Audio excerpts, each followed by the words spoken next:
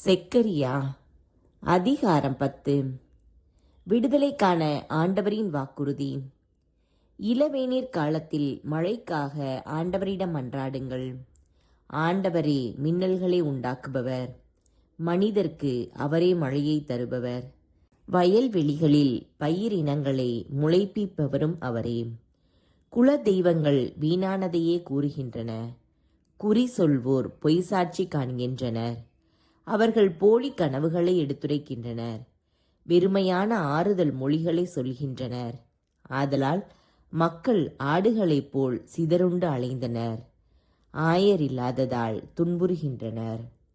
ஆயர்களுக்கு எதிராக என் கோபம் பற்றி எரிகின்றது. தலைவர்களை நான் தண்டிக்கப் போகின்றேன். ஏனெனில் படைகளின் ஆண்டவர் தம் மந்தையாகிய யூதா குடும்பத்தாரை கண்காணிக்கிறார். அவர்களை வலிமைமிகு போர் குதிரை போல் ஆக்குகிறார். அவர்களிடமிருந்தே மூளைகள் தோன்றும், கூடாரம் முளையும், போர் வில்லும். ஆட்சியாளர் அனைவரும் ஒருங்கே அவர்களிடமிருந்துதான் தோன்றுவர். அவர்கள் ஆற்றல் மிக்க போர் வீரர்களைப் போல் பகைவரை சேற்றில் தள்ளி மிதிப்பார்கள். யூதா குடும்பத்தை ஆற்றல் மிக்கதாய் ஆக்குவேன், யோசேப்பு குடும்பத்தை மீட்டருள்வேன். அவர்கள் மீது இரக்கம் கொண்டுள்ளதால் அவர்களை நான் திரும்பி வர செய்வேன். அவர்கள் என்னால் தள்ளிவிடப்படாதவர்களைப் போல் இருப்பார்கள்.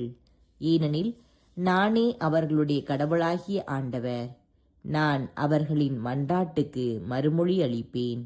எப்ராயிம் மக்கள் ஆற்றல் மிக்க வீரரைப் போலாவார்கள். திராட்சை மது அருந்தியவரின் உள்ளத்தைப் போல் அவர்கள் உள்ளம் களிப்படையும். அவர்கள் பிள்ளைகளும் அதை கண்டு மகிழ்ச்சியுறுவார்கள். ஆண்டவரில் அவர்கள் இதயம் மகிழ்ந்து களிப்புறும். சீழ்கை ஒலி எழுப்பி நான் அவர்களை சேர்த்து கொள்வேன். ஏனெனில் நானே அவர்களை மீட்டருள்வேன்.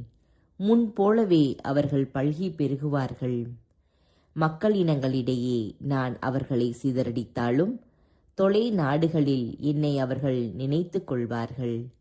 தங்கள் மக்களோடு வாழ்ந்து திரும்பி வருவார்கள். நான் அவர்களை எகிப்து நாட்டினின்று திரும்பி வர செய்வேன். அசீரியாவிலிருந்து அவர்களை கூட்டிக் கொண்டு வருவேன். கிளையாது லெபனோன் நாடுகளுக்கு அவர்களை கொண்டு வருவேன். இடம் இல்லாமல் போகும் மட்டும் வந்து சேருவார்கள். எகிப்திய கடலை அவர்கள் கடந்து செல்வார்கள். கடல் அலைகள் அடித்து நொறுக்கப்படும். பேராற்றின் ஆழங்கள் எல்லாம் வறண்டு போகும். அசீரியாவின் ஆணவம் அடக்கப்படும். எகிப்து நாட்டின் செங்கோல் அகற்றப்படும். ஆண்டவருக்குள் அவர்களை ஆற்றல் மிக்கவர்கள் ஆக்குவேன். ஆண்டவரின் பெயரில் அவர்கள் பெருமை கொள்வார்கள் என்கிறார் ஆண்டவர்.